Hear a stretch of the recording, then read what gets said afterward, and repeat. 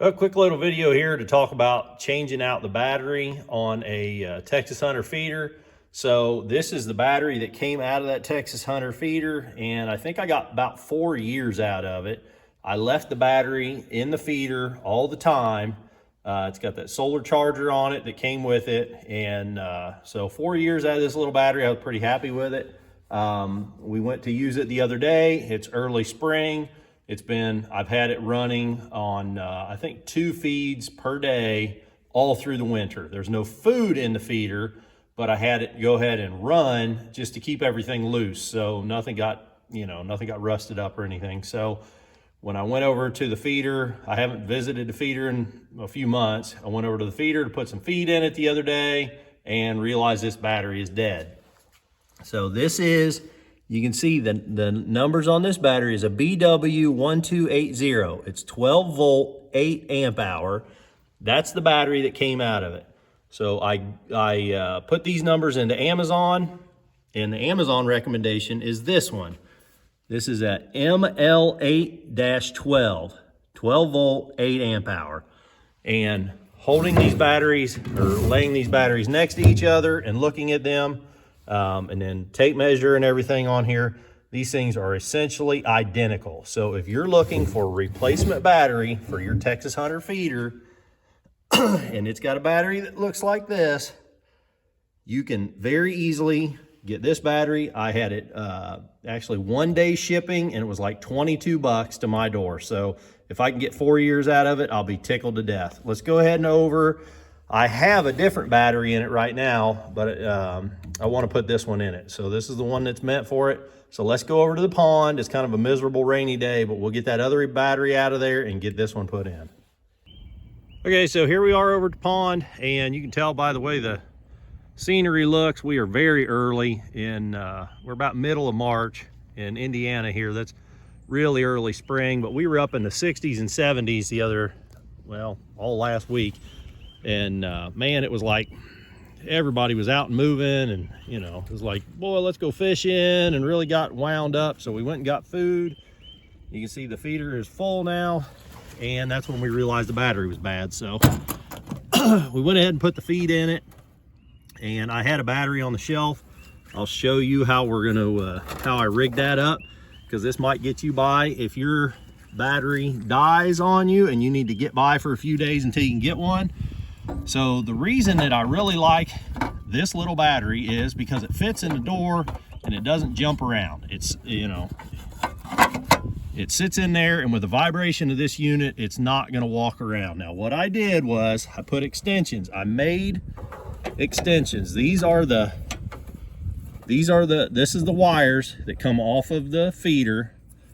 These wires, I made these little extensions to hook up that bigger battery. So I'm going to disconnect these extensions here. It'll take me 2 hands. Okay, so these are the plugs that go to the battery here. Let's set you guys up if you can see. There you go. So we're going to go ahead and plug this battery back in. Red to red, black to black.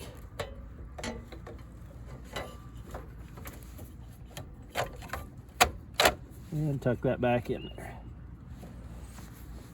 And then we're going to pull out this battery, which I had on the shelf, which is a brand new battery.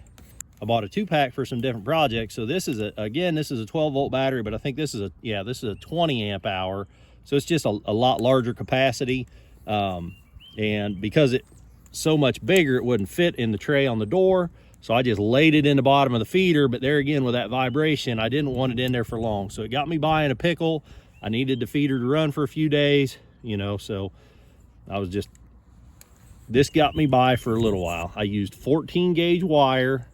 I put male spade terminals on one end, and of course female spade terminals on the other end, and that got me by. So in an emergency, you could do something like that. But now we should be able to go right back to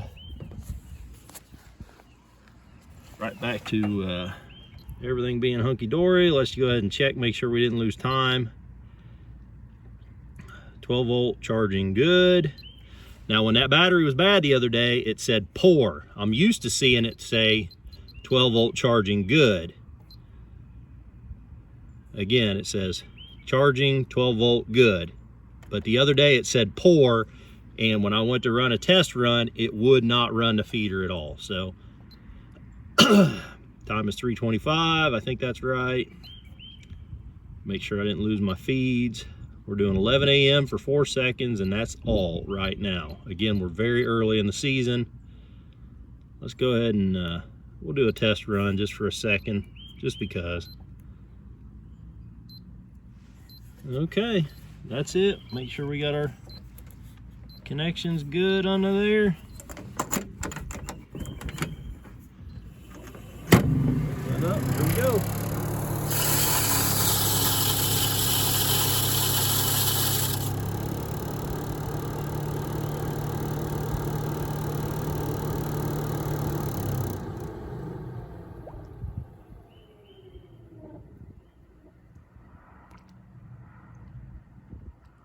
So this thing's been running for about 3 days. I think we hooked it up Friday. Today is Sunday.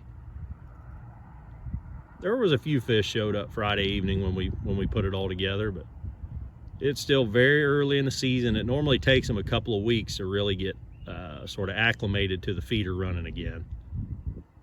But the water is fairly cool yet. So that's all I got on this one, guys. I hope I helped you with this one. If you're interested in, you know, stuff like this, maybe click that subscribe button, because you never know what I'll get into. If you like the video, click the thumbs up button. And if you want to see me working on this sort of stuff or all kinds of junk in the shop, click subscribe. Till the next time, keep on tinkering.